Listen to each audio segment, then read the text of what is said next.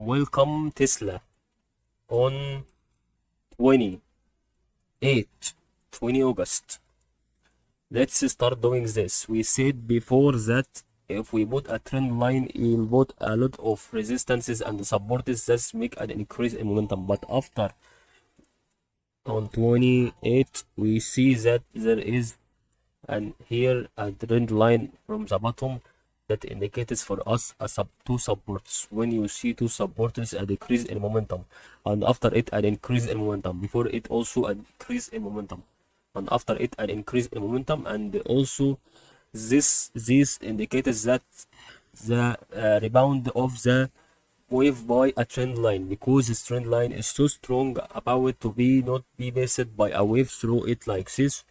That didn't happen it before on this stock. Maybe it happened, but it didn't gives you an indication of decreasing. For example, if this part is you see a wave which has a resistance on a which has a support on a trend line, and if it decreasing like this, it returns to its original position of increasing.